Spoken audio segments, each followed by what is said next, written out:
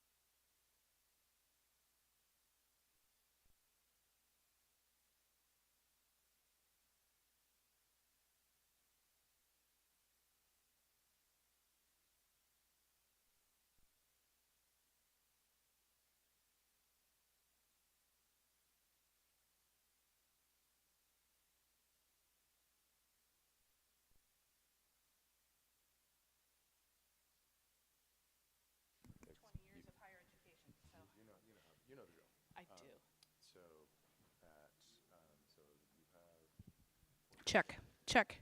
Yes, we are on. Okay. How much time do you want to leave for questions? 15 minutes at the outset. Unless people are really into open science. Why you're here on Sunday morning. That's fabulous. So what I'm going to do is at 35 minutes in, I'll flash up the 10 minutes. Okay. And then the other. Marvelous. Thank you for all your help. This is great. Hi, good morning.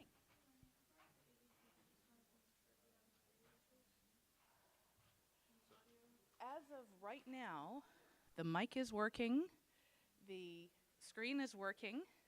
We're good. Can't guarantee in 5 minutes.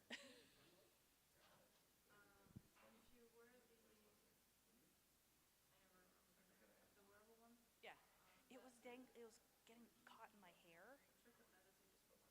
Well, I'm just going to use this. This is fine. And I also have a teacher voice. You guys can hear me without the mic, right?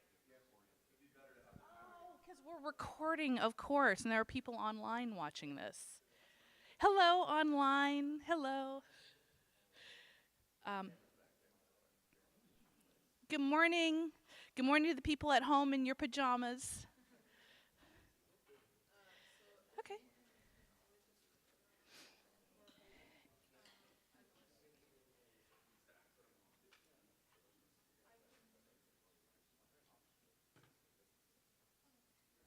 I'll just repeat the questions. It's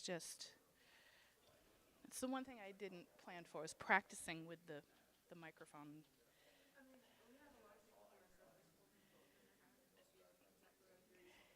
Well, if you want me to, like, do this,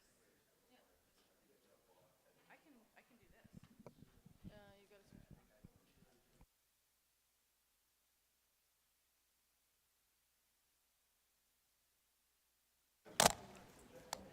Check. Wow. Oh my God, voice of God. This is great. Okay.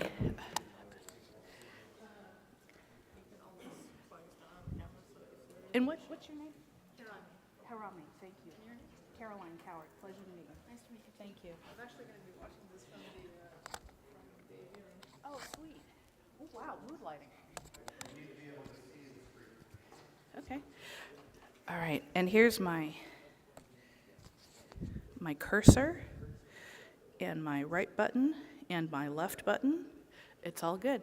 Shall we start? Are we on time? Everybody's caffeinated adequately? Not enough. Yeah, I believe it. Is there still a Starbucks in here? I mean, several years ago. Yeah, that's okay. That's where I'm hitting next. Okay. Well, good morning, everybody. Thank you so much for being here. My name is Caroline Coward. I am the group supervisor of the library at NASA Jet Propulsion Laboratory, right here in beautiful Pasadena. We are one of 10 NASA centers, and today I'm going to talk to you about open science. What is open science? How is the JPL library not only involved in open science, but leading open science on lab within NASA and around the world? It's a really exciting time to be in libraries and in information science. Anybody who says libraries are dying obviously hasn't been in one for the past, 35 years. So here's just a short summary of what I'm going to talk about. What librarian doesn't like a good table of contents? I'm going to talk about why open science. What's the point? What's the big deal? Open and fair initiatives. What's the difference between open science and fair data? Many of you are familiar with the acronym FAIR. We're going to take a little bit of a deep dive into that. We're going to talk about the data science activities and partnerships with the JPL library, how librarians are really heavily into data science as sort of a sister discipline to information science. We're going to focus on open access, which is one element of open science. Libraries have been involved in open access for decades, and I'm going to talk to you about what it is, why it's important to you, why you need to know about it. I'm also going to talk about our partnership with our Chief Knowledge Officer. The Knowledge Office, knowledge management, knowledge transfer is a huge initiative at NASA, one that's been developing for a couple of decades. And I have a wonderful working partnership with our Chief Knowledge Officer at JPL. So I'm going to talk a little bit about why we do what we do. Knowledge management, knowledge transfer is tangential, but it's also related to open science. That's why I'm mentioning it. I'm also going to talk about my involvement with the AGU Data Citation Community of Practice. This is an initiative that I started back in the pandemic project with the American Geophysical Union, and it has really taken off. I'm going to talk about why that's important to all of you. Also, NASA's Ethical AI Initiative. I'm the only librarian that I know involved in ethical and responsible AI, at least in NASA. I see it as a direct adjunct to information ethics. So I'm going to talk a little bit about the relationship between those two. I'm also going to talk about the open science session at the American Geophysical Union Fall 2021 meeting. So all of this feeds into libraries and open science and why it's important. Just a little bit about JPL, if you're not familiar with where I work. NASA's Jet Propulsion Laboratory started in 1936 as essentially a chemistry and rocket propulsion laboratory on the campus of Caltech, again, here in Pasadena, led by Professor Theodore von Karman and a group of students and fans and enthusiasts and hangers-on. Remember, back in the 1930s, rockets were so new, they were still relatively considered science fiction. You know, Buck Rogers flying around in rockets, you know, Ming the Merciless and all that. It was it wasn't a clandestine operation, but it wasn't, you know, sort of the humanities or chemistry or mathematics, which were really heavily celebrated in the 1920s and 30s. Legend has it, now this is just lore, legend, spurious grain of salt, that the chemistry and rocket propulsion lab, they blew up a classroom on lab. Actually, I think it was a hallway or maybe it was a stair. They blew up something big on lab. And if you've ever been to Caltech, they have this beautiful Italianate neo-Renaissance architecture, just gorgeous. And the administration at Caltech said, Dr. von Karman, we love what you're doing. Please go do it someplace else. No more blowing up, you know, classrooms or hallways or staircases. So the group found this sort of empty wasteland called the Arroyo. There was nothing. It was on a terraced hillside, and they figured we can blow stuff up all we want and we're good, right? So that's how JPL wound up in the location it is, just north of the Rose Bowl off of the 210 freeway. And if any of you have ever been to JPL during our open house or on a tour, you know that we're on a very steep hillside, and that's why, so we won't hurt anything. Through the years, the lab has really grown. We've added multiple buildings. During the Second World War, the Department of the Army took notice at what Dr. von Karman and his team were doing regarding jet engines. And remember, going into World War II, we had prop planes, propeller planes.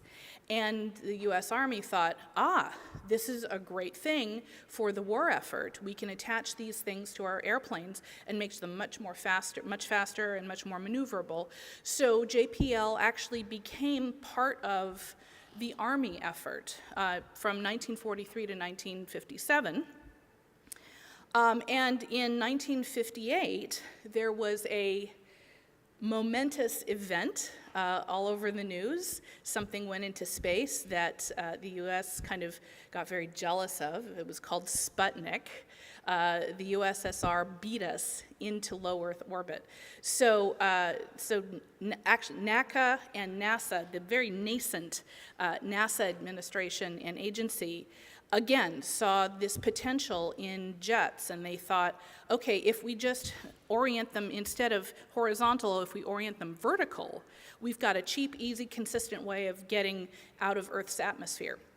So JPL became part of NASA in 1958. We are NASA's only FFRDC. What's an FFRDC? It's a federally funded research and development center. FFRDCs are all over the federal government, lots of partnerships with different federal agencies, usually between either a private corporation or an educational institution such as Caltech. So if you see the Venn diagram, that's how we relate to Caltech.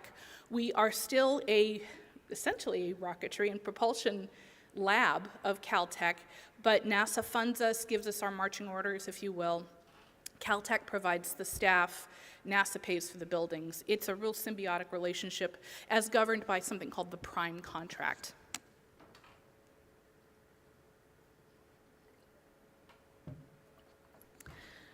So that is NASA and JPL in a nutshell. This is me. I wasn't always a librarian. I was not born a librarian. I got my Master of Library and Information Science from San Jose State University in 1997. I was a child. My undergraduate degree is in music, cello performance. And I still play the cello. I'm in several symphony orchestras around town, Whittier, La Mirada, Bakersfield, the South Bay, you name it. It's sort of my right-brained escape. But about halfway through my schooling at Cal State Long Beach, which is where I went, I realized, I had an epiphany, that music, like crime, does not pay. And I had to get a job. I wasn't going to be the next member of the LA Philharmonic because I really didn't like to practice. I'd much rather be going to parties and hanging out with my friends. So I got a job in my local public library. I just happened to live down the street, and it clicked. I found I had a real affinity and an aptitude for connecting people with the information that they need. And I was a library assistant without the degree for 5 years, decided to go to library school, and there, 30 years later, it's a career, right? So I've worked for all types of libraries. I spent the majority of my time in higher education at Cal State Dominguez Hills in Carson, which is about 30 miles south of here. I've also worked at University of Southern California, Pasadena City College, the Sierra Madre Public Library, and the 20th Century Fox Studios Library. I became tenured faculty at Dominguez Hills back in 2009. And coordinating information literacy initiatives, high-impact practices, other types of initiatives. Left it all behind to become the head of the library at JPL in 2017. So I just celebrated my 5th anniversary last July, and I'm going to 6 years at JPL. Hopefully more. I'm having a ball. I get to work with very, very smart people every day. They challenge me. I have to bring my A game all the time, and it has raised my A game. It's been a really wonderful ride. Okay, so why are we all here? Open science. Why open science? What's the big deal? What's the point? So open science, in a nutshell, is making the product and process of federally funded research globally available. The catchphrase is as open as possible, as restricted as necessary. We're not talking about stripping away all security measures, but we want to make sure that federally funded, taxpayer-funded science is available to everybody who wants it, who needs it, who can use it, or who is just interested in it. So several initiatives have been brewing over the past several years. The White House, OSTP, Office of Science and Technology Policy, came out with a memo several months ago, essentially outlining the guidelines and rules and policies around open science, lifting restrictions, eliminating roadblocks, making sure that you and me as taxpayers can access these materials, the data sets, the software, the journal articles, et cetera, everything that is paid for through NASA and other government agencies. Oh, by the way, I have, I uploaded my slides to the SCaLE website, and all these links are live. These are everything in red, so you just can go later next weekend, 2 o'clock in the morning, just start clicking on links, and everything is live. So the SMD Open Source Science Initiative, SMD stands for Science Mission Directorate. So this is the agent or the office in NASA that coordinates, funds, organizes everything that flies, everything that all the Earth science satellites, heliophysics, astrophysics, everything, any kind of satellite, any kind of rocket, any kind of aviation research. The Science Mission Directorate coordinates all of that. They have come out with their open source science initiative, and their tenets are transparent, accessible, inclusive, and reproducible. And their statement on their website, open source science requires a culture shift to be more inclusive, transparent, collaborative, et cetera, which will increase the pace and quality of scientific progress. So what they're saying is opening up all of this information really benefits NASA, benefits researchers, benefits the entire world. Their community building effort, their wing of sort of outreach, training, communication is called TOPS, Transform to Open Science. And I've been involved in the TOPS initiative for about a year and a half. Among other things, they're developing a certificate and credentialing program for open science for university researchers primarily, but for any researcher who is interested in applying for NASA-funded projects. We have a threshold, we have some rules that now ask you to demonstrate how you do open science or how you plan to do open science with NASA's money. Not sure how to do that? Check out TOPS. They have a training program for that that walks you through from theory to practice to application. It's a really wonderful program. Also, I mentioned the American Geophysical Union before, which is the world's largest earth and space science professional association.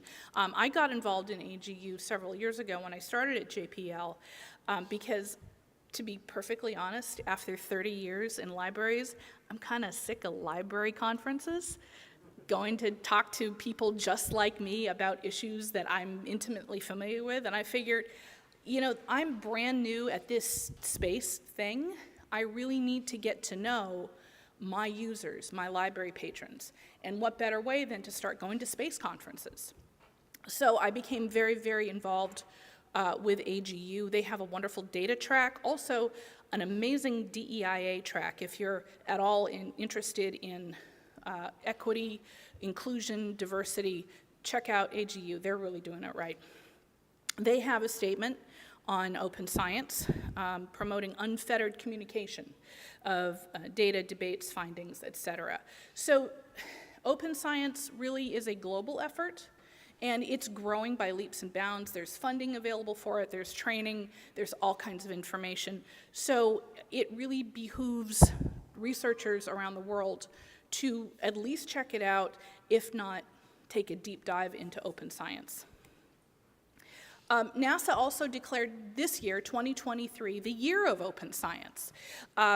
And again, these are all live links. I'm not going to read these to you. But for a variety of reasons, we're really focusing on open science this year. There was a big run-up last year. A number of other federal agencies are also partnering with NASA in the year of open science. We want to do this as a team across the federal government, so the messaging is clear and consistent, so the effort is clear and consistent, and so we're all kind of putting out the same information and sort of partnering with each other so that no one agency is far out, ahead of anyone else. So at the very bottom, those two links, SBD 41 and SBD 41A, are newly minted NASA policy regarding science initiatives. It stands for Science Policy Directive.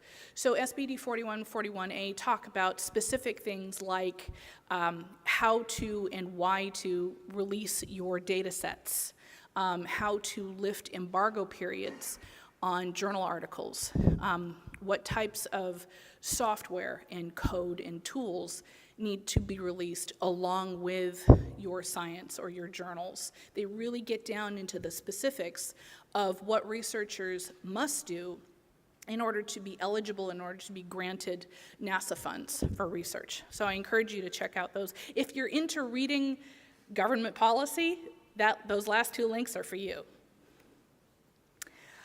Open and fair. So a lot of people conflate open science with fair data. You're like, what's the difference? They kind of do the same thing, right? They're bookends, but they are not two sides of a coin. There are some concrete differences. So open science, as I mentioned, is all about making the process and product of federally funded scientific research available. So that includes open access, which is unfettered access to journal articles. Instead of clicking on, Springer or Wiley and having to pay $50 a pop for an article, open access means the PDF just opens. There it is. There's the article. You can download it. You can share it. Open data also is sharing openly of your data sets on a public repository. And this is something that was a challenge for JPL because with more and more emphasis on multidisciplinary and interdisciplinary science, especially from the various decadal surveys that are coming out, it became difficult for JPL researchers to place their data sets in domain or discipline-oriented or discipline-focused repositories. They were getting turned away from repositories because they were saying, you're not earth sciencey enough, or you're not astrophysicsy enough, because they were inherently multidisciplinary. So at JPL, we figured, why not? We're going to make our own. So we're ending a 2.5-year process of creating our own in-house data repository based on the Dataverse open source platform from Harvard University, and we're very, very excited about that. Open code, open tools, similar idea, posting them publicly for everyone to see, for everyone to download your software so you can run the data sets, you can replicate the results from your research. FAIR data is a little bit different. FAIR stands for findable, accessible, interoperable, and reusable. What does all that mean? So findable, can you find the data set using a standard search engine or an in-house search engine? Accessible, once you find it, can you even see it? Can you download the data? Interoperable, how do you share the data across platforms, across users, or is it just kind of stuck in this one repository? Reusable, how can you repurpose that data set, possibly for your own uses? Not all data is fair, but there is a push to make data fair. What's the difference between fair and open? Just because you have a fair-oriented or a fair-platformed data set, it doesn't mean it's open to the entire world. You can have fair data inside an organizational firewall that is open and reusable and interoperable within your own organization, but it's not necessarily open. Conversely, you can have an open data set that's available around the world, but that is neither reusable nor interoperable nor really accessible. And we were running into this a little bit when we were looking at the planetary data ecosystem, PDS Plus, so the world of planetary data, yes, was open, but it was very, very difficult to get into because the repositories were designed like labyrinths. And there were dead links, and you had to email the repository owner for permission. So yeah, the data set was out there, but it was very, very difficult to find. So FAIR can be locked down in-house or open. Open can be fair or not fair. So there are definitely differences. I've talked a little bit about how to find these things. Search curation. We're involved, the JPL library is involved in search curation initiatives to make sure that our in-house data sets are findable by JPLers. We're heavily involved in data governance, data stewardship at JPL, and also semantic tools in information science, taxonomy development, knowledge graph and ontology, and metadata development. So the JPL library is really heavily involved in information science as well as library science. It's a really exciting time to be a librarian. Leading into some data science partnerships, When I started at JPL, I was handed the chairship of the ontology working group. And having come from 20 years in higher education, leading information literacy initiatives, I didn't know what an ontology was. I'd never heard the word before. Don't tell my boss. But I learned very quickly what it was. I was able to kind of scaffold my learning and able to transfer some of the skills and techniques I had as an information scientist over to the data science realm. So I became a much more effective chair of the ontology working group. A couple of years later, I rebranded and renamed the group to the Semantic Technology Community of Practice because we were doing far more than just building ontologies. We were slipping into knowledge graphs. We were also talking about taxonomy development, metadata, all kinds of things. So this is one partnership we have with our data scientists at JPL.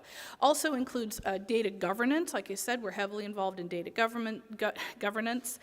We mint DOIs. I talked about the new Dataverse platform at JPL. So the JPL library, bring us your data set and we'll mint you a DOI so that you have a persistent identifier for that data set. We've been doing that for about a year and a half.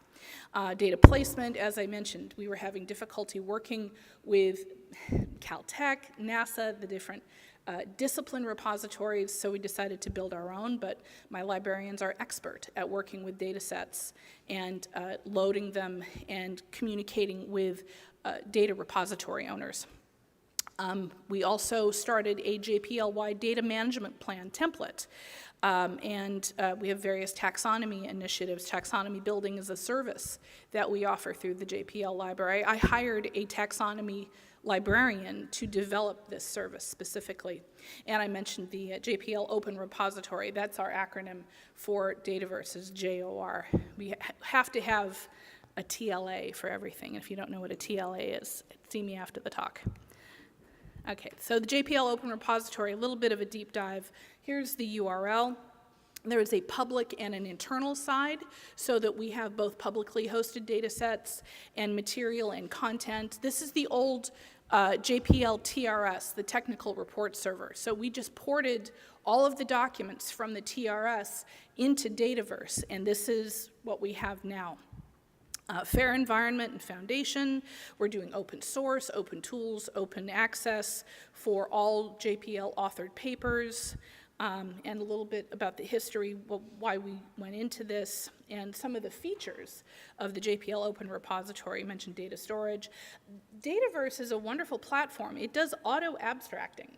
So if you have a paper and you think, okay, we need to OCR this and get an abstract, the Dataverse will do that for you. It's a wonderful tool. It also auto-issues data DOIs, and it has wonderful search capabilities. So you can bundle a journal article with a data set with the software that goes with the data in its own folder. So you do a text search, a natural language search, and it'll send you a folder of, hey, here's an article and here's everything else that goes with it, so you don't have to go hunting around the repository for all the materials. It's a great tool. I'm very, very happy about it. Open access. Okay, so what is open access? Librarians have been involved with the open access piece of open science for 20 years. So as soon as the majority of scholarly peer-reviewed journal articles became digitized and the majority of them available online as opposed to a paper journal, publishers began taking these behind paywalls. You had to either pay by the article or pay for an ongoing subscription to access journal articles.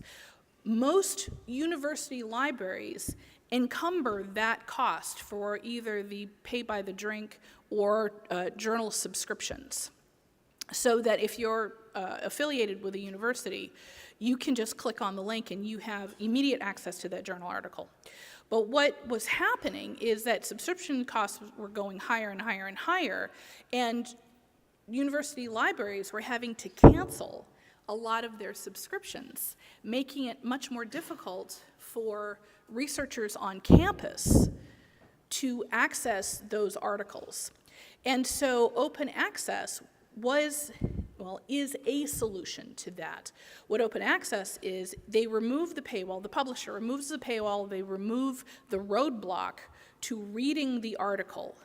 So if you are a member of the general public and you are looking for an open access article, if you find one, the PDF link will just be live, and you will not be presented with the option to either pay $60 for the article or contact your campus librarian.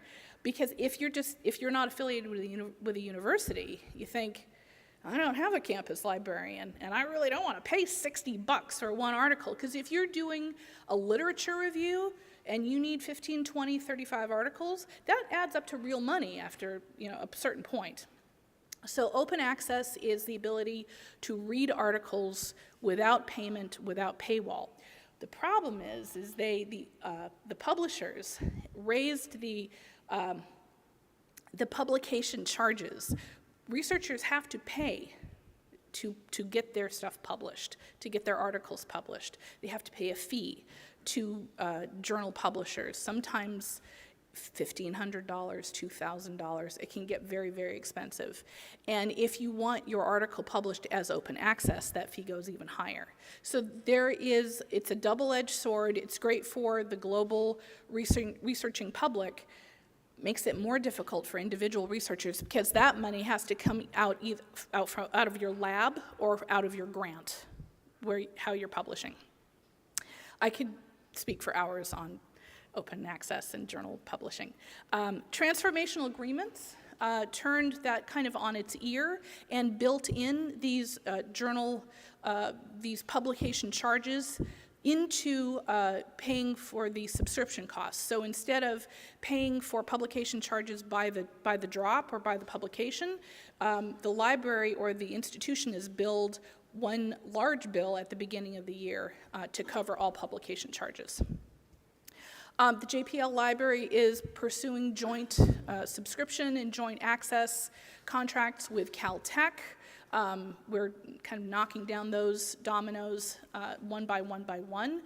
In the past, our collections were separate because they came out of different pots of money. Our collections at JPL come out of NASA money. The Caltech collections come out of Caltech money. But we're finding ways to partner with Caltech so that everybody, both Caltech and JPL, has access to the same content.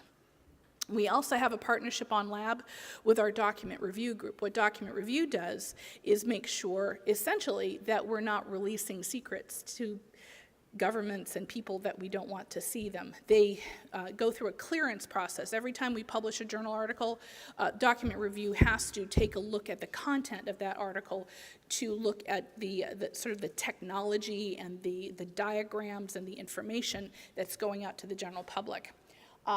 I had to get this talk cleared through document review so I could talk to you all today. We also we also have an open access week event with the Caltech library that usually draws a lot of people from both institutions. So that's what we're doing with open access. I'm going to kind of breeze through the next couple of slides. We do partner with our Chief Knowledge Officer, talking about knowledge transfer and knowledge management. There are differences between what information scientists do and knowledge managers do, but we do have a very fruitful partnership with them, and we want to continue to grow that. As I mentioned at the outset, knowledge management is a bit tangential to open science, but it is definitely a growing part of open science.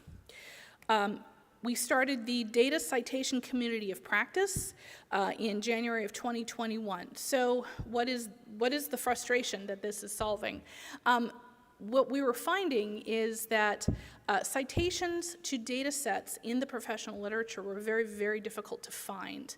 And they were kind of buried, and people were calling these data sets different things when they published the articles. And this was a vexation to data managers and repository owners who have to report each citation to their stakeholders to really prove the value of their repositories. So we started this with a group of researchers, publishers, librarians from in and around AGU. and it's still going today, to try and apply some kind of machine learning solution to finding and really teasing out citations to data sets within the professional literature.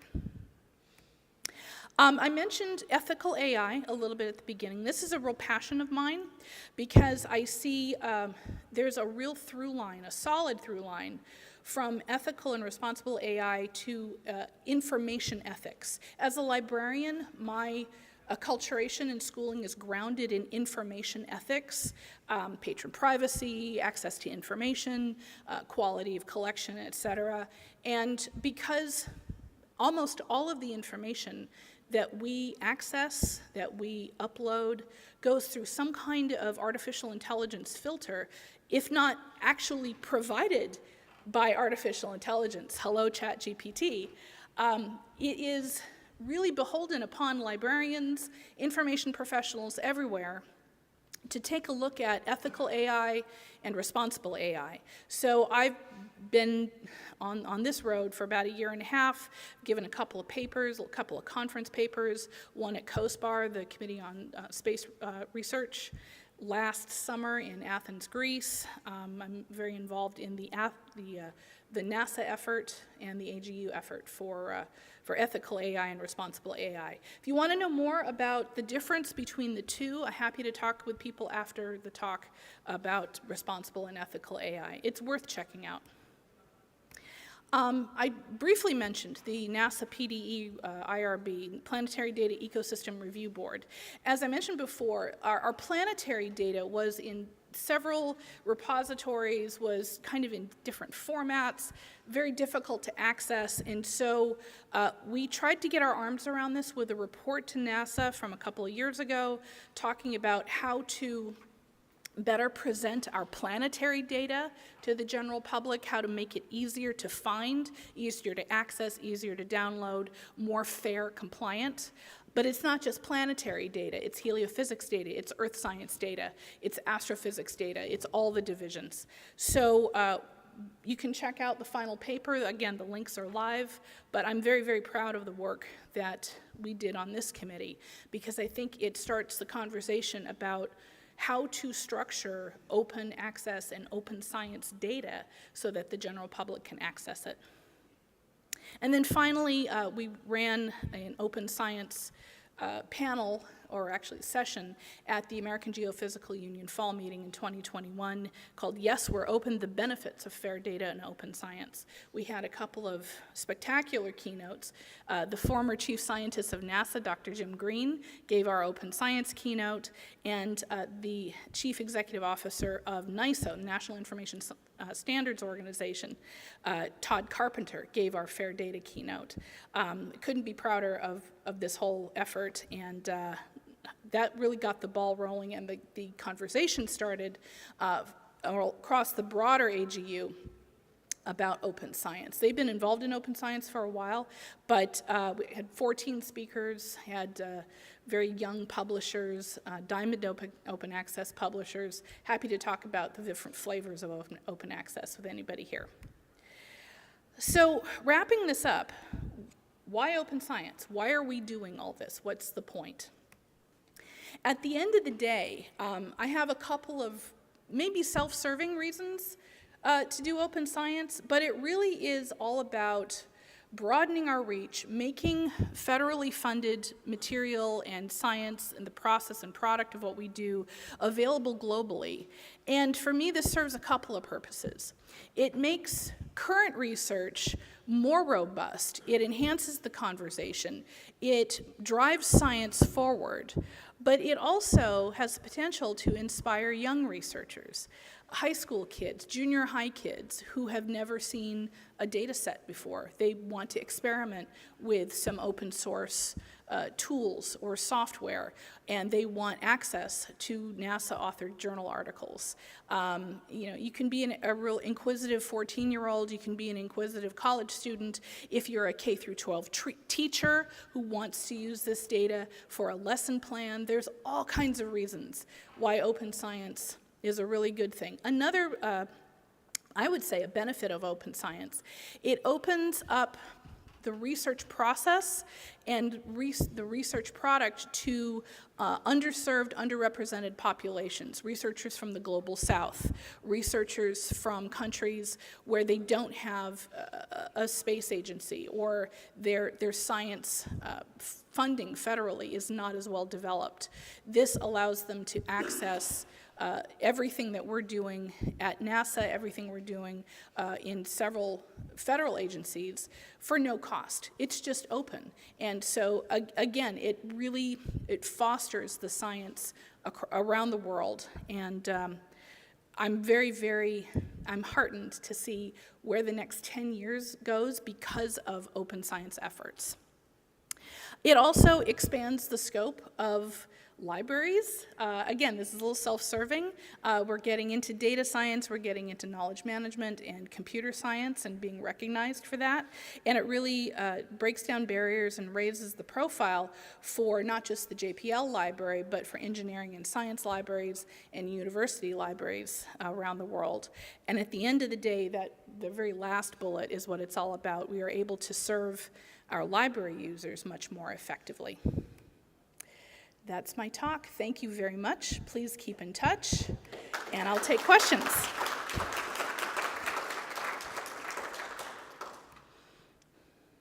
We have time for questions, if anybody would like to ask some.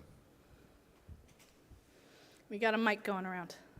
Great, thank you for your talk. I really enjoyed it. As a biologist who works with people at NASA who are mostly physical science folks, one of the issues that I have working with them is they often use MATLAB. This may be a question that you really don't care about, but they often will put their data out in MATLAB and make that is not necessarily compatible with Octave, which is sort of the free and open source version of MATLAB. Okay. Do you guys actually curate and check that code? Is that something that you guys do within yeah, JPL? so that's an ongoing conversation right now.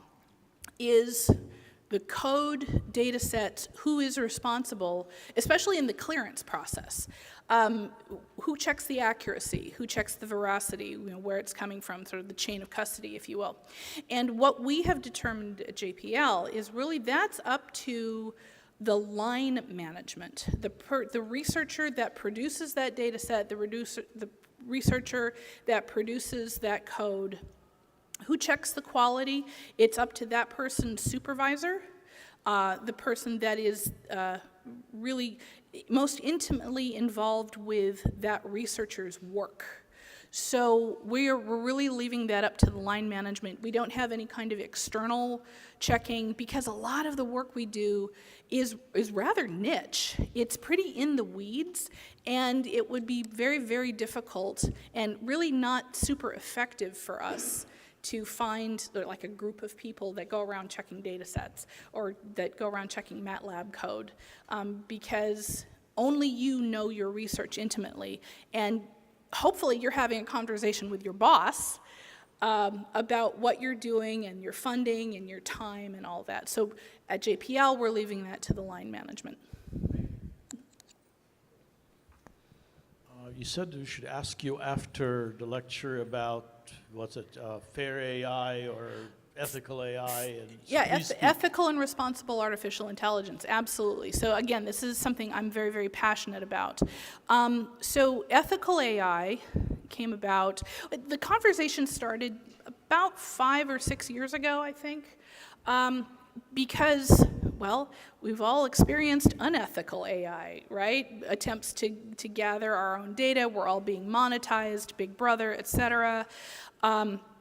And as an information scientist and as a librarian, I am very passionate about information ethics, making sure that the people that I work with, who I'm shepherding through the information process, have access to the highest quality, the best information possible. And if there is any kind of hitch, if there's any kind of problem or issue, I need to know about it as well as the library user. So I got involved in ethical AI from that standpoint, from information ethics. So there is a difference between ethical and responsible AI? Pardon? Oh, examples of... What a failure of ethical AI would be and a failure of Oh. other kind of AI? So a classic example is, so an artificial intelligence system loaded into, let's say, the healthcare or the medical care industry that is separating out patients for diagnosis and treatment that has either an unintentional glitch in the code or an intentional filter in the code that is making certain types of, or people with certain types of diseases or medical issues either either blocking them from treatment or making their treatment more expensive or shuttling them off to other hospitals, other medical clinics so they can't get timely treatment. That's a thing that's happening, is that providers of care, medical care and health care, especially in a profit-driven environment, I don't want to get too political or preachy here, but in a profit-driven environment, they want to expedite and raise profits to make sure that they're getting the most bang for their buck. So there are some inherent biases in artificial intelligence systems. Now, ethical AI is all about, yes, after the fact, ferreting out those biases, correcting those biases, but also being proactive, going in and saying, okay, when we develop this system, we are going to be as unbiased as possible. But also, this is a call to industry, because quite often we purchase these black box systems, and industry, they won't tell us how they developed their algorithm. Well, great example is Google. How does Google search work? They're not going to tell us. Librarians have been clamoring for that information for 30 years. And they, especially Google Scholar. Google Scholar is a bit of a conundrum, because how does Google determine what article or what content is scholarly? Well, Google has their own algorithm. Okay, what is it? They're not going to tell us. So it's that kind of black box mentality. And again, this is part of open science, is opening up that black box, opening up the process, opening up the product. Let's see your algorithm. Yes, I mean, we realize that there are some proprietary items in there, but at least share your process with us. So the healthcare industry, that's just one example. We are being monetized every time we go online. All kinds of, do you accept cookies? If you don't accept the cookies, you can't see this website. That's another, I would call that unethical. It's not open science or open sharing.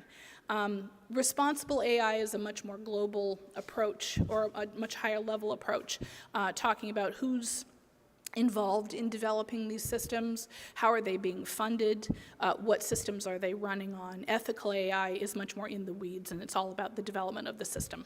Great question.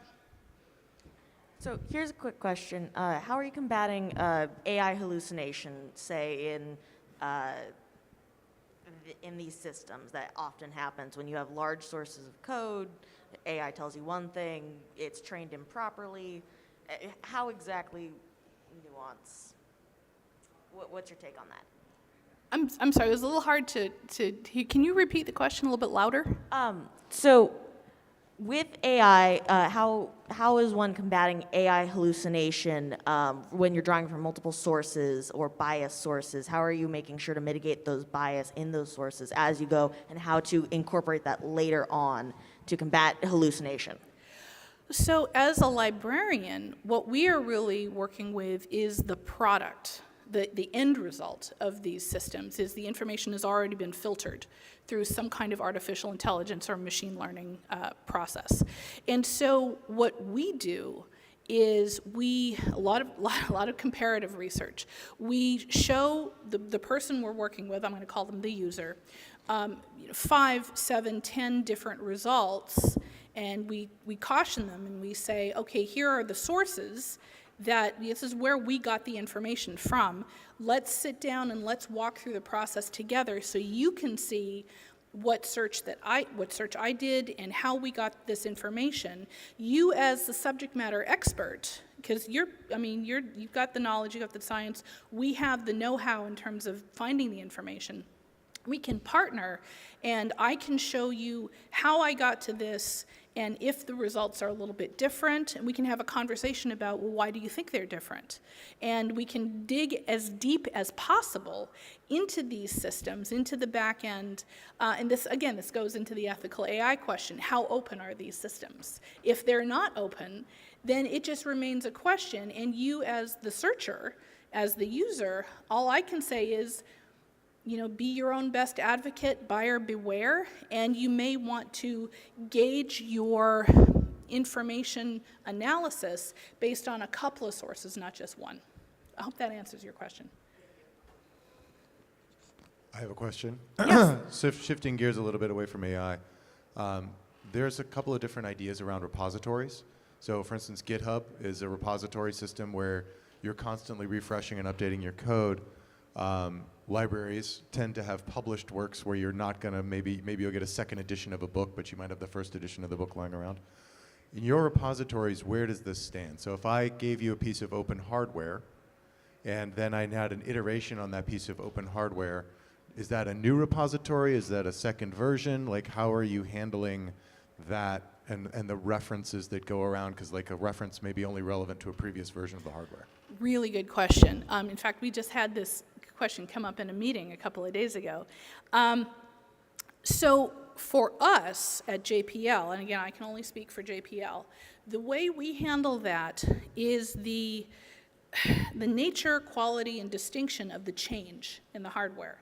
So from version 1, let's say we upload it to the repository, it's out there, you get a DOI, you get a digital object identifier, which is a persistent identifier to that version of the hardware or the tool or the code or the whatever. If you come to us a couple months, a year later and say, hey, we've made some updates, we have to have a conversation, because if it's a substantive change, something that fundamentally changes the way the process works or the outcome of, you run your data through some software, if you make tweaks to the software, if it changes the result, we're going to assign you another DOI. That persistent identifier only works for the first version of the hardware. If there's a substantive change that affects the outcome, we're going to assign you a different persistent identifier so that both of them are out there. You can put a disclaimer, you can put a README file saying, no, this, please use this one, don't use this one. But in the spirit of open science, that first version is also out there for people to look at. Right. It sounds like, are you familiar with semantic versioning?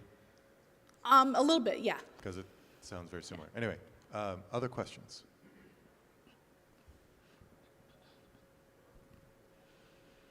I was curious in terms of the work around knowledge management.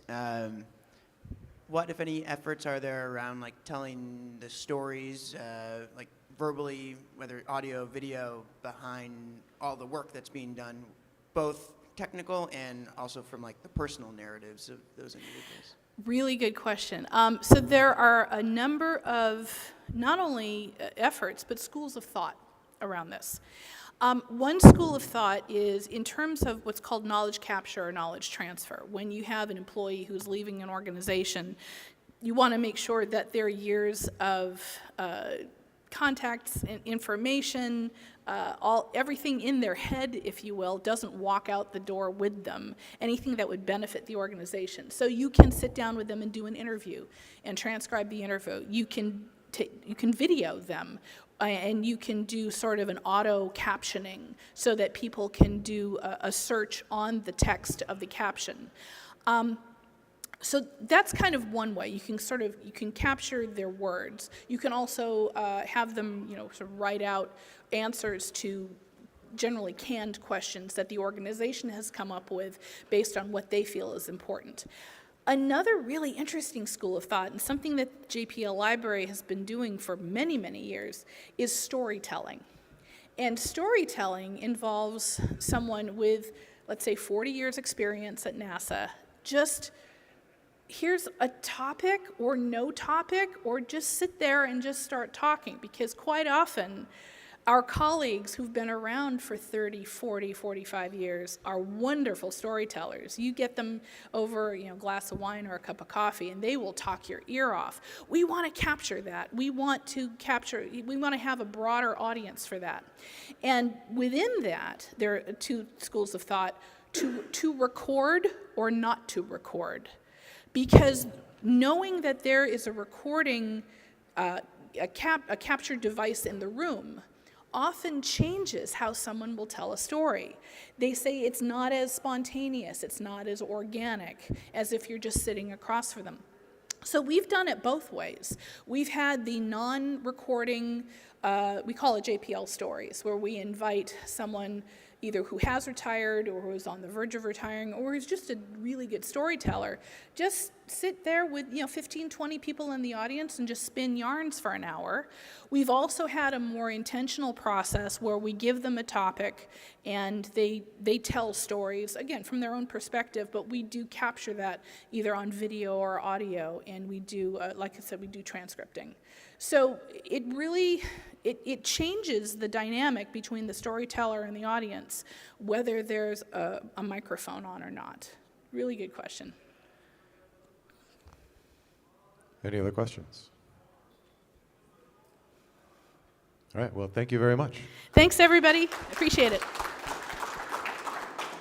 The next talk in this room is at 1:30, and we'll be going over chaos engineering in handling large data sets. So slight change.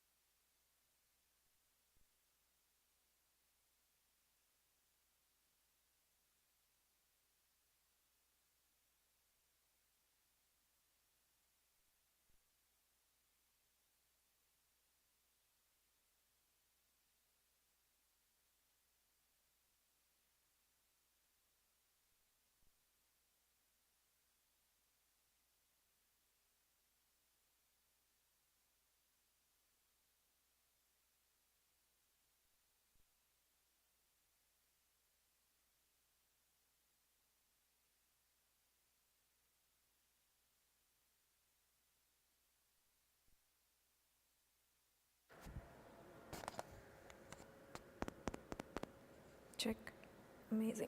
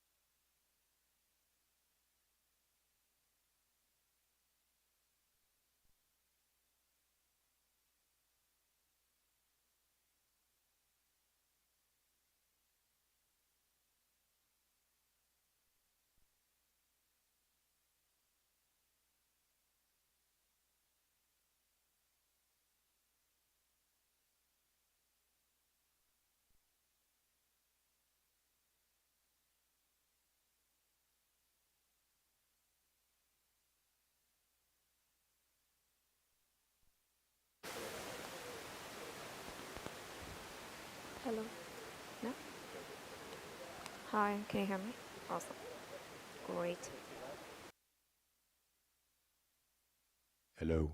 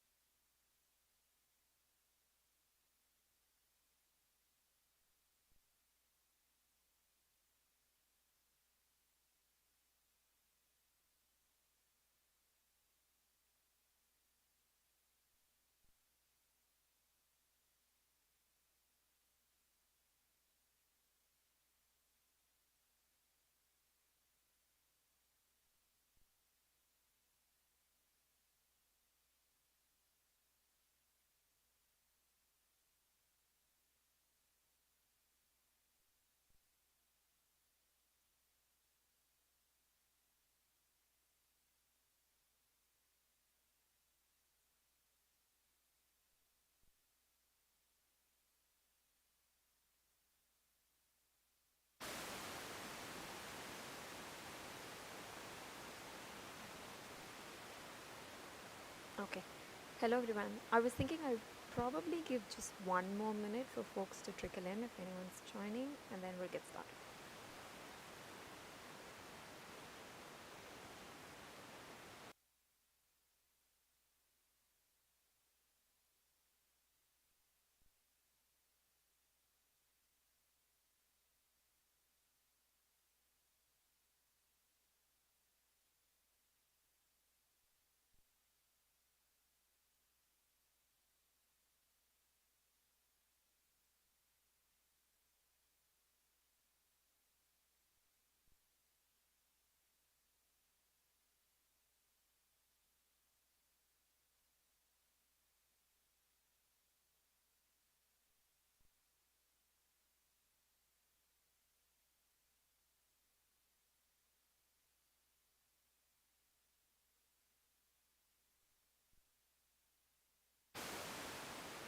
All right, let's get started.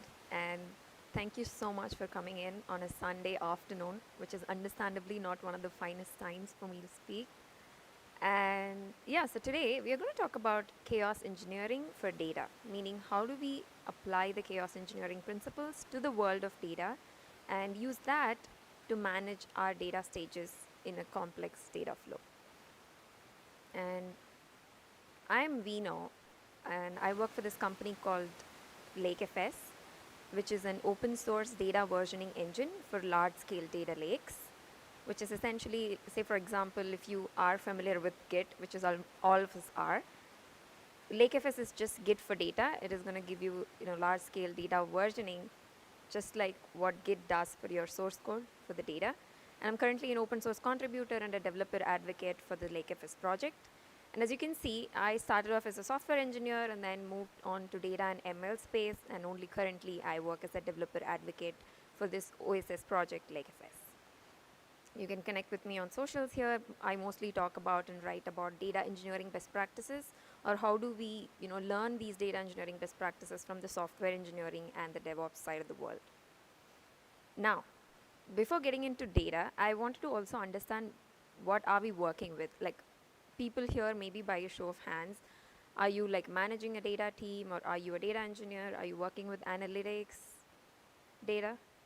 Okay. Okay, so I see some hands in there, so it is going to be a very interesting conversation. One biggest challenge when we are working with data and when we are working with distributed systems, and for the scale of data that we process with these distributed systems, is how most of these distributed systems are stochastic, right? It is not deterministic. So Spark under the hood is almost always not going to do what you coded it for. The stochastic elements are going to mess you up, and you would end up with indeterminate state of data or inconsistent state of data when you are like running a Spark job, and if it fails in between. And it's not just with the Spark job, but there are like a slew of other challenges that come in when you are working with large scale data flows as well.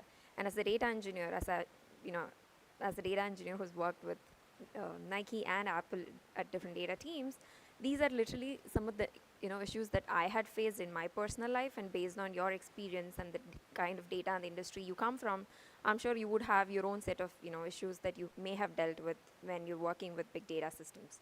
For me, a new component logic is as simple as the business has now defined or like redefined a KPI definition, which means as a data engineer or a data infrastructure engineer, you have to go back and rerun all the data pipelines that you have to produce, like backfill the data for the historic period that you're looking at. Or new data sources. I don't even have to get into the details of this, right? Because we have different data sources. Just because all these data sources are writing to our data lakes in the form of APIs, which are just JSON files, they very easily update their schema, or add just a new key and value to the JSON files, and it would mess up almost all the data that we have downstream, especially for the ones that are working with the business data and the analytics workflows in the downstream flow.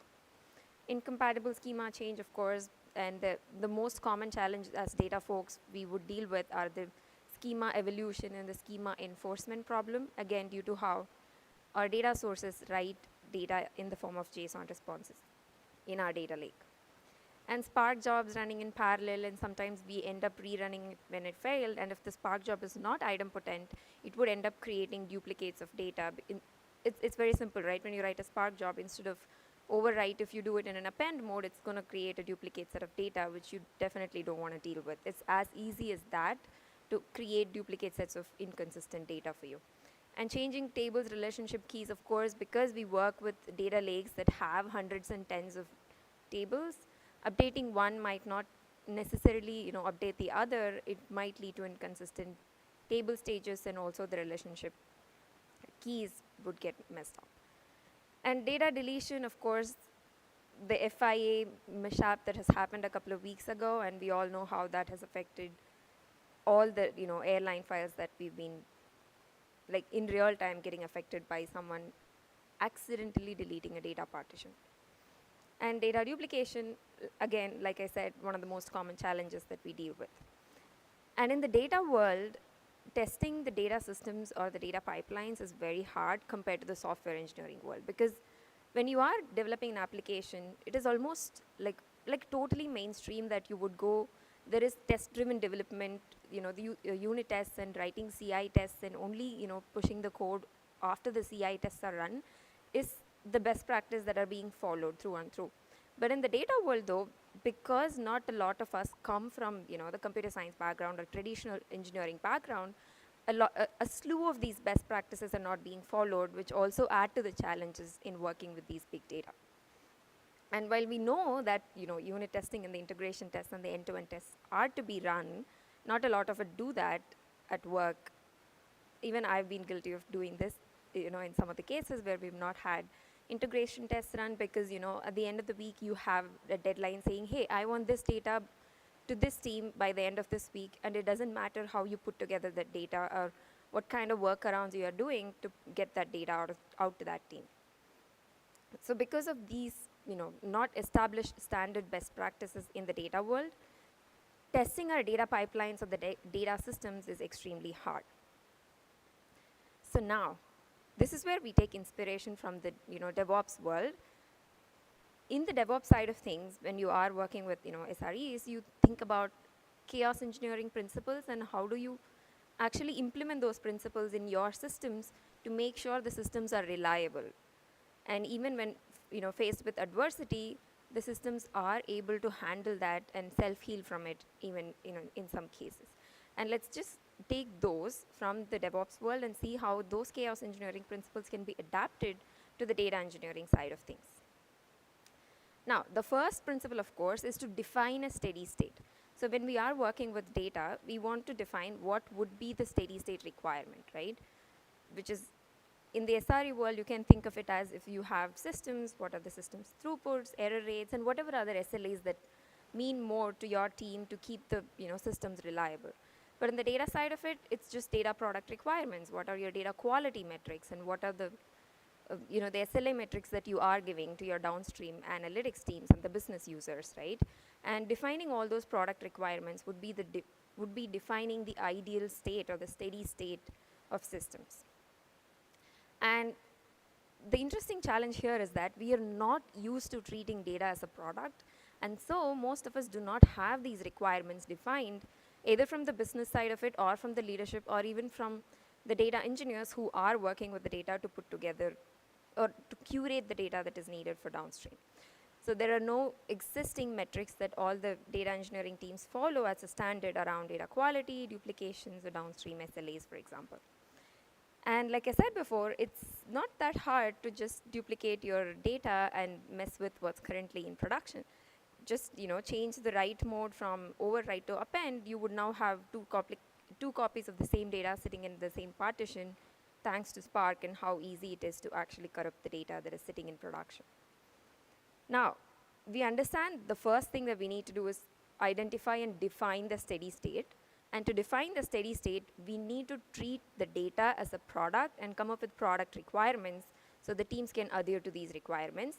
And data contracts, for example, have been spoken about so much very recently, which is almost similar to one of the most important requirements, because data contracts talk about the product requirements or the data agreements from your data sources all the way to your data consumers, right? And defining these data product requirements is the first step. And now, the second is, in the chaos engineering principles, we want to vary these real world events or simulate these varying real world events like how the DevOps would do with their systems, right? So like Netflix has come up with this, Chaos Monkey. What it would essentially do is it would simulate all the real life production issues that would happen in the production systems, and they would try to artificially simulate these to make sure how the production systems and servers are facing it or like handling it or even healing from it automatically in those extreme situations, like put things to break and then see what happens. Similarly, in the data engineering side, we want to simulate these real world scenarios, which are essentially again schema change and corrupt data and data variance, which is of course one of the most important challenges, especially when you're dealing with the MLOps use cases or the ML use cases, right? And if the data variance is very high over a period of time, and the ML model that had worked before would not even make sense anymore. And it's a very a significant challenge in the ML world. And accidentally deleting the data, of course. And how do we actually go about simulating these real world events for us? Because simulating these is how exactly you would test your data pipelines, right? These are just nothing but a way of testing your pipelines. And this is just like a fun thing because, when you are on call, it's always fun. Even as a data person, you always have fun weekends, having fun with the family, not at all, worried about that one pipeline that broke on a Friday evening. Nobody's worried about. And the third principle, of course, is now, first thing, we had defined the product requirements for our data. The second thing is we want to simulate certain real world scenarios. And the third point is that we want to run these or we want to simulate these real world scenarios on the production data. But why not anywhere else? Because even if you are trying to simulate these things in a mock data, for example, right? Most of the times what happens is the data teams, when we are trying to test our data pipelines, we end up creating mock data because that's the easiest to create and easy to test and validate. But the thing is, when you are working with mock data, it is not truly reflecting the variety, volume, and velocity of the true real time of the production data. And the second thing is, some of us end up copying part of the production data out into testing or staging environments, and then we try to test our production pipelines on that. Even if you copy part of production to outside, like I was talking to one of you before, there's data privacy regulations that keep changing on and off, thanks to GDPR, CCPA, I don't know what new regulation came up last week. But the biggest challenge is when you are copying your production data outside to test your data pipelines, now you need to deal with or make sure your data governance policies are in such a way that you're not violating any of these policies, right? It's not one of the greatest ways to go about. Which is exactly why you need to break things in production to see how your production data is capable of handling that. Now, it's easy for us to say that you need to run these experiments in production and then break things and see how your production systems can handle that. But is this even the right thing to go about? Are we all ready to mess with our production data? Right? Of course not. So how else do we go about this? This is exactly where LakeFS comes in, where you have a production data, but it is in an isolated environment. So you branch out of production data. For example, in this picture, as you can see, I have my main where all my production data lives.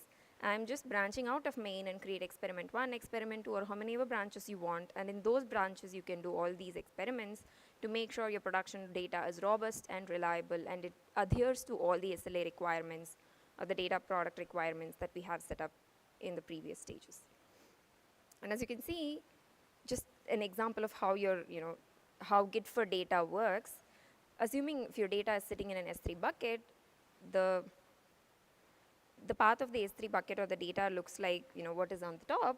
And by introducing LakeFS here to do the versioning or to enable Git for data, all you will be doing is just add another prefix, which would be the name of the branch, and you can access the production data in that branch as is.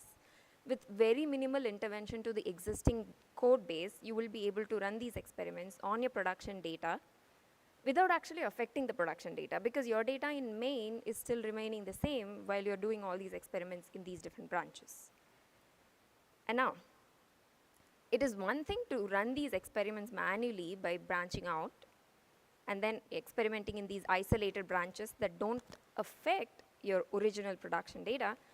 But the another thing is, again, learning from this chaos monkey, one thing that they do in the systems world or the DevOps world is that they automate these experiments to make sure, you keep running and breaking things to see how reliable or robust your production systems are. Now, to be able to do these experiments in an automated fashion, how can you go about and do that?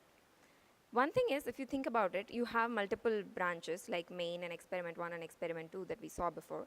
And say you have a suite of tests that you've written, like unit tests or basic integration tests that you wanted to run. For example, as if you're a data engineer, you have like yesterday's data partition that is sitting in a specific S3 bucket.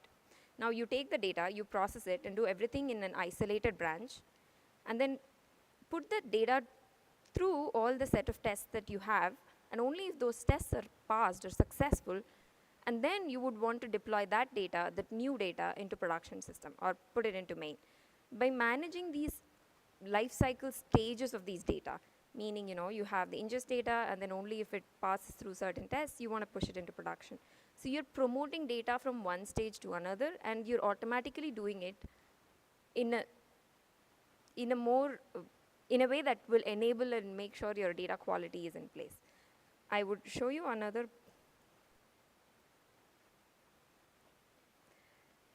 I will show you later in the demo how we can do that by automatically, promoting data from one to another stage.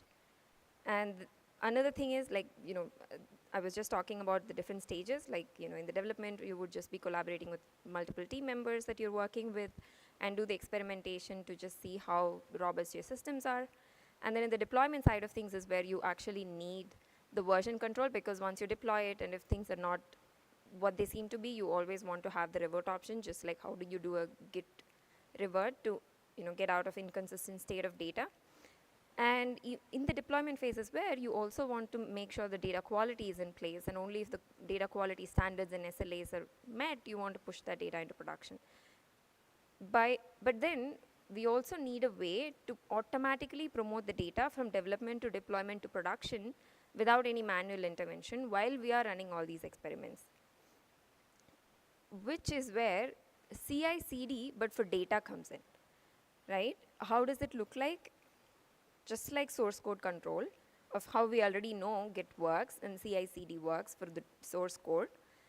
Let's say all your data lives in main, you're creating a new branch, running your experiments, running your suite of tests that you want to run, and add new data, delete new data, and do whatever, tinkering with the real world production data that you want to make sure how robust your pipelines are. And at the end of it, you can have different hooks, just like how Git has hooks, right? You can have these different hooks to run, and only if certain set of criteria are met, you can actually push the data into production. And LakeFS enables you to implement this workflow by something called LakeFS hooks. So there are different set of hooks like pre-merge, post-merge, pre-commit, post-commit, and a bunch of other operations as well. And by doing this, in this case, for example, if I don't want any CSV or JSON files in production, I only want Parquet. And you can have that logic defined in your custom hook, and you will be able to make sure all the files that are pushed into production will only be Parquets.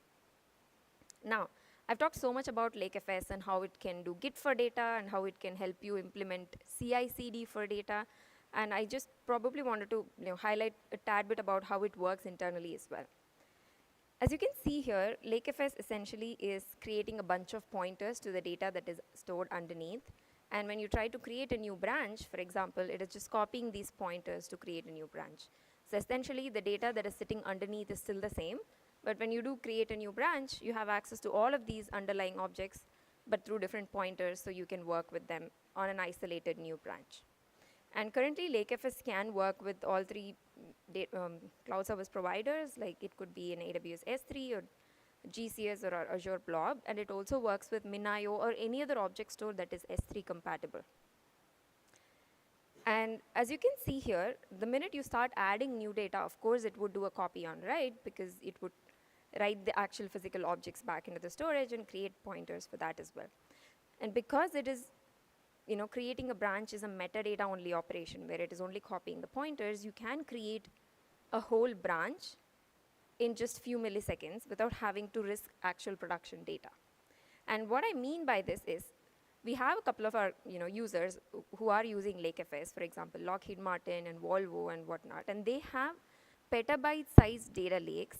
And then when they are branching out like all these petabytes, imagine you have like a few petabytes of data sitting in an S3 bucket, and you want to mimic a real-life production data and copy it into another bucket to run your experiments. It's going to take hours. And it's not even like advisable to go ahead and do that because it's petabytes of data, and however cheap S3 may be, a few petabytes of data just sitting around in different environments would eventually add up. And now, just by creating a new branch and copying only, like doing a metadata only branching operation, you would have all the few petabytes of data available to you for all the experimenting and the testing and everything that you would want to run. And now, I've only talked about a couple of use cases, which is one, you can have LakeFS hooks, similar to Git hooks, to make sure all your quality checks are run before you push the data into production. But there are a few other ways that we have seen users use LakeFS as well. The first thing is quickly recover from an error. Remember that image that I showed you on a Friday evening, you're on call, and then there is something spooky with the production data and a business user wants you to look at? All you need to do is literally like revert to the previous commit and then go happily have your fun weekend and then come back on the Monday morning and have a look at what's going wrong with the data. The first thing to, any troubleshooting is basically making sure your downstream consumers have access to that consistent state of high quality data.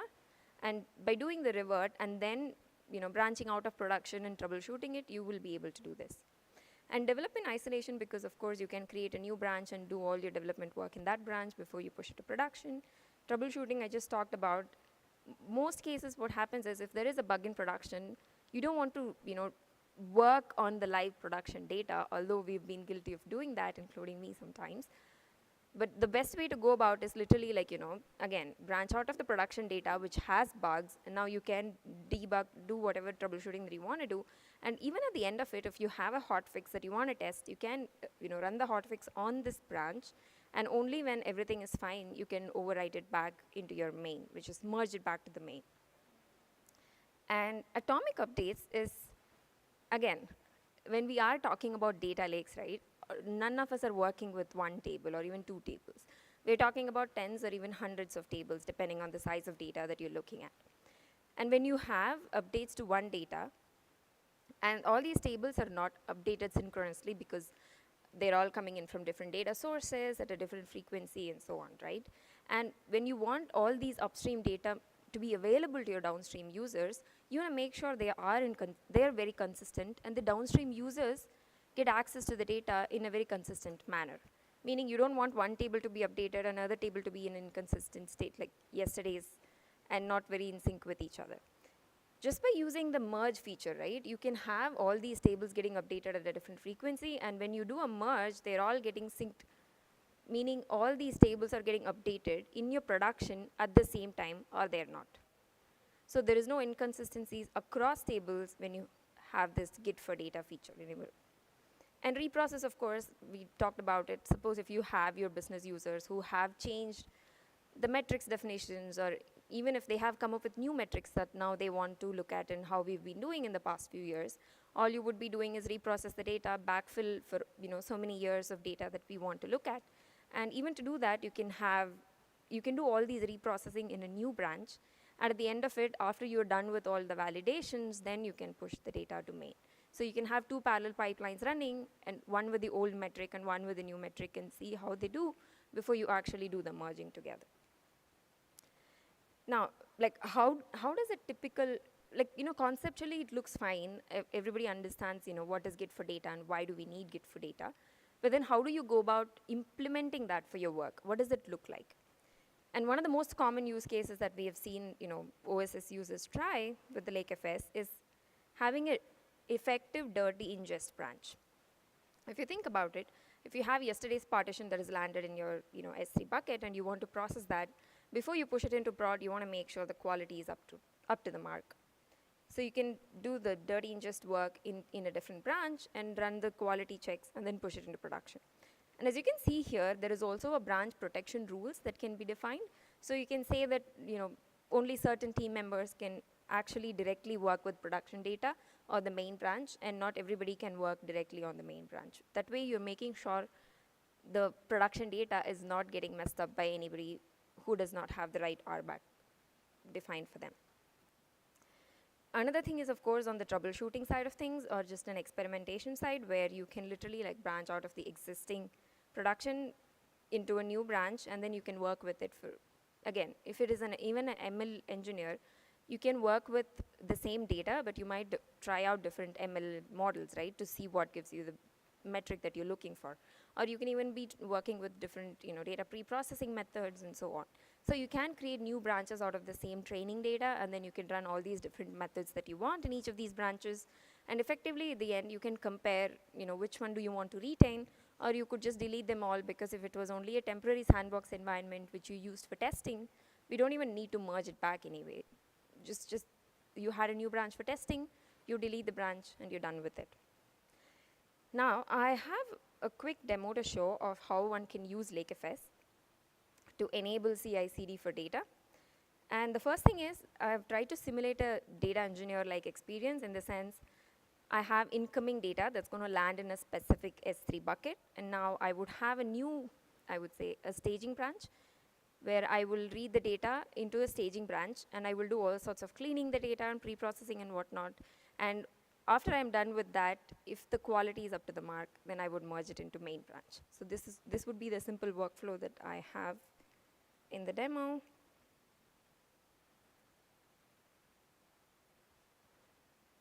Okay, so this is how a LakeFS UI looks like.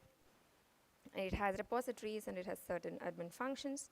And I have all of this currently in my local setup. So instead of S3, I'm going to be using Min.io, because Min.io has S3-like APIs that I can use. And in here, I'm going to be using the Python LakeFS client, because I'm a Python user and I would rather work with Python to show you how LakeFS can work for you.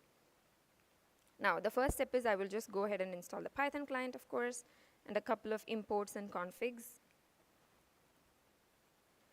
And this is, I have just like a simple Netflix movies data. So what I'm going to do here is, I will go to the Min.io bucket. Like if you are familiar with S3, you can just, it's very similar to an S3 bucket. I'm just going to create a new bucket, and I call it, let's say, Netflix movies data. And I'll keep all the default settings as is, and then you just create a bucket. So you have the Netflix movies data. And now, the first step is, of course, to go and create a repository, right? You need a repository, and like repository is a container that will hold all of your data, and then you will eventually branch, like create different branches on the repository. So let's go ahead and create the repository. I'm going to just keep it Netflix movies. And the bucket that I'm going to be, creating this on is also Netflix movies, which we just created in Min.io. I'll keep the default as main, and we are in the Netflix movies data. Currently, it has no objects, because we've not uploaded any objects, of course. Let's go ahead and run. So the concept here is that I want to create two other branches other than main. One will be the ingress landing area, where the incoming data would land and just be there. And the other one is the staging area branch, where we will be doing all the pre-processing and cleaning of data. And currently, when I try to list it, it only has main. So let's go ahead and create a new branch called the ingest branch from our main. Yes. And another branch, which is a staging branch from main. And now, of course, we would have three branches: ingress landing area, main, and staging. And if we go back to the LakeFS UI quickly under the branches, now you can see there are three branches. And one interesting thing to note here is that if you see these commit IDs, the commit hashes, they're all the same, because of course they're pointing to the same objects underneath. Currently we have no objects, but they're all like pointing to the same pointers underneath. And now, so let's simulate, incoming data. The data source is pushing some data into your landing zone, which is essentially, I have the movie CSV is just a small CSV file locally. I'm just going to upload it into my ingest path, which is the ingest branch. And okay, so it is uploaded, and if I do a diff, I will be able to see an object of a particular size is added to this particular path. So let's just go and check in the ingress landing area. So now I do have this input file, which is a very small CSV just for the sake of the demo. And now we do have the file here, but then if you go to the uncommitted changes, you can of course see what are the files that got added, and you can even see the number of files that got changed, of course. And cool, so we do have this uncommitted data. Let's go ahead and commit it. And here, just like git commit, we have a commit message, and you can even add a commit metadata here as one of these parameters, like arguments to this function. And in the metadata, you can even define who is updating the data or who's changing the data. That way you can have like a lineage of who's updating the data at what time and all the details that you want, which can be available for later use for your team as well. And now I'm just copying all of the data from my ingress to the staging area, because staging is where I'm going to do the actual cleaning and pre-processing. So let's just go ahead and copy that.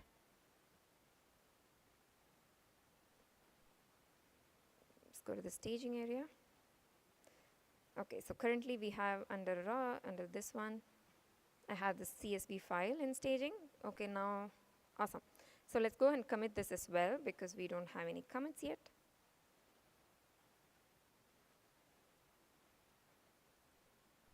Okay, so it is committed, and if we go see it in the commit history, of course it should update. Okay, so all cool. Now, staging is where all the action happens, right? This is where you want to clean up the data, partition it by a different column, or do anything that you want to. Here again, I'm working with just one table. Most likely you would be working with multiple tables, and you do all the joins and everything that you need to actually curate the data for your downstream users. And again, just a quick overview of what our data looks like before we get started. It just has a few thousand rows and a couple of columns. As you can see, it's just about movies data. So this is how the data looks. And another interesting feature that we do have with LakeFS is this amazing DuckDB integration. So what you can do is, without even having to write Spark jobs, you could just go to the LakeFS UI, and let's just go to the objects.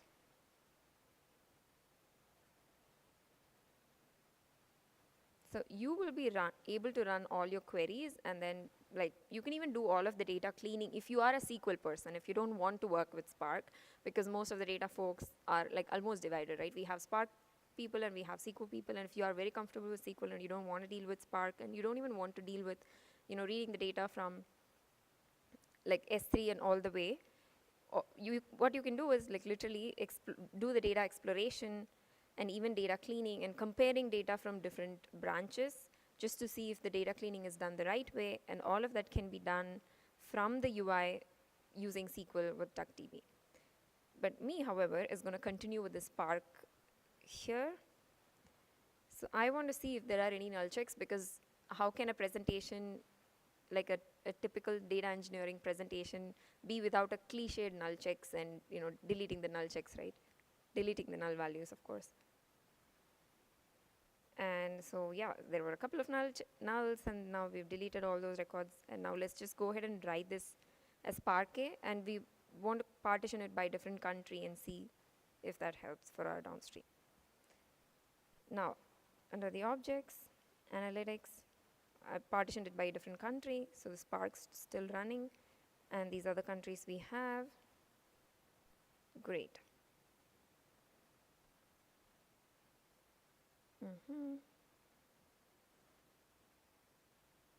Is it done? Okay, so this is successfully done. And let's say one of my requirements was that I don't want CSV files, I want my files in Parquet format, so I wrote them in Parquet format. And I wanted to partition the data by a country, so I partitioned them by a country, and I cleaned up the null values, and these are all my requirements, and I'm happy with all my requirements and how the data turned out to be.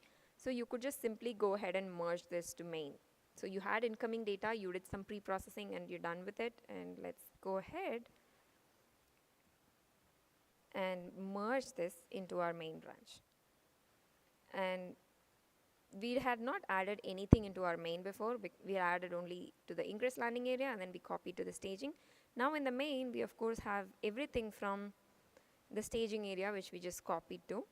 And if you go and see in the commit history, of course, you can see a list of, the repo was created, and we copied the data to the staging area, and then we loaded the Parquet files, and now eventually we merged it. And if you even click on the commit history, you will be able to see the parent commits, and then you can even go back all the way to the commit that created each of these steps. So the data lineage, if you want, can also be accessed from the Python API, and you can use those as a commit log, and you can even write it in the application logs that you want to as well. And here, for example, again, you can check on the change summary and the number of files that got changed in each of these commits as well. And at the end of it, so I don't need my staging anymore. I'm done with all of these. So I could simply go ahead and delete it because it was a temporary environment that I created for pre-processing the data and just do some basic cleaning and checks. And once you're done, we are good to go. And this is a very simple example of, or a workflow of how you can use LakeFS and enable this, automatic experimentation with production data. And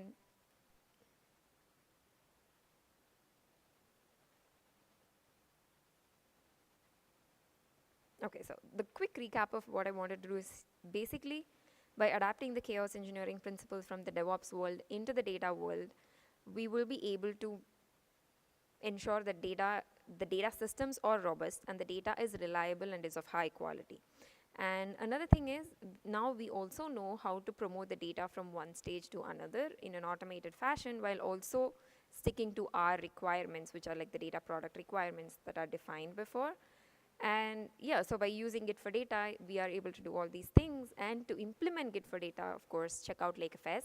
And like I said, LakeFS is an open source project, and we have an amazing community of users and contributors. And these are just some of the companies that are currently using LakeFS, for their use cases, of course.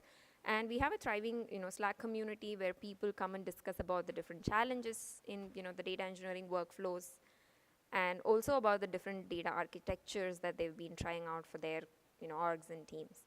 And again, because it's an open source project, if you think it can be of a great value to your team or even for your personal project, feel free to check it out, and you should be able to do a POC or a quick experiment with whatever you want with LakeFS. And that's all I had for today. Thank you so much.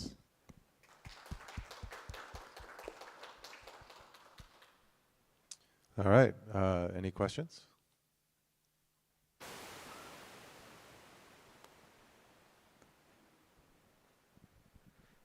Hi, Vino. I really appreciated the talk.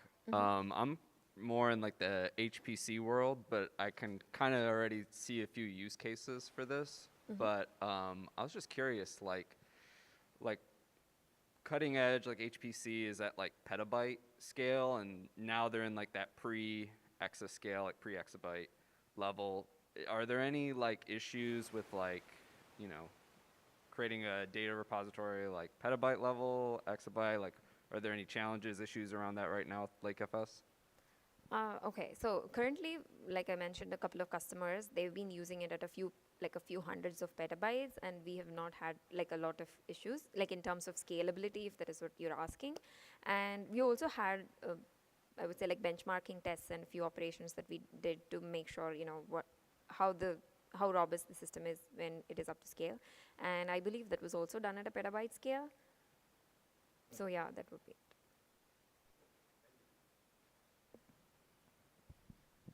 I guess as a follow-up to that, before I ask my question, does it have to read your files, or is it just looking at your S3 index, and so it says that has the checksum of your files, and so it's like Git in that it's checksumming your files, but it's not actually reading your files to do that? Okay, so it is reading the files because it is creating, it does not use any metadata that S3 will already have, or even if you're using different file formats. For example, if you are using Parquet, and I'm sure it has its own metadata as well, but currently in the way that LakeFS works, it does not use any other metadata. It just creates objects hashes by itself. So if you have It's a- not externally dependent on if you it. have a petabyte, you turn it on, it's going to take a while before you can start committing and stuff because it's Yeah, going to so, read all so the when you data. import the data, which is a petabyte scale, it would take, because importing the data means essentially, creating these bunch of pointers and All right. everything. So my and- real No, what I was going to say is essentially with all these data, one thing that I've noticed in terms of the reading and the writing patterns is almost all these data and the customers that I've also like spoken to is that you literally like write once and then reading is where we do like a lot of operations. So this delay of, is it going to take a long time to scan through and like read the actual physical objects is not a problem because it's literally like a one-time operation, and then read is what happens a lot of times in these distributed okay. big data. My real question was like, if it seems like there's certain types of data you're talking about, and like you kind of didn't outline what this is useful for and what it's not useful for. Like, there's like real-time data processing, and there's all these kind of edge cases. Like, and I'm not sure if that applies or not. Mm-hmm. No, I get your question. So with the real-time data processing, LakeFS does not help. Like I mentioned before, I want to probably underline it again. So LakeFS can work with data lakes, which is object stores, meaning if the data is already at rest, or if the data is already in one of these object stores, it can help you version those data. The data in motion during your the real-time processing of the data cannot be versioned, or you cannot do Git for data on that data, if it makes sense. Mm-hmm. How would you compare this to Pachyderm, DVC, Git, LFS, any of the other Git for large data set products? Okay, so there is Pachyderm and DVC who are primarily focused on ML use cases. And if you even think about DVC, for example, right, it literally downloads all of the data into your remote system when you are working with it. And if you do have petabytes of SCaLE data and you're working with DVC, it would try to download it all into your local machine, which is not a great use case for data engineering. But with ML though, even if you are, running a big NLP model, it would still have at the end of the day a few terabytes of data, because for ML, even if you have few terabytes of quality data, you will be able to come up with an accurate model. So the data scale or the scale of data is not that big a problem in ML, which is where Pachyderm and DVC are able to work really well. But it's not going to be a great use case for the data engineering workloads where you cannot literally download all of your data lake into a local machine you're working with. So that's the differentiator. Any other questions? Well, thank you very much. Great. Thank you so much.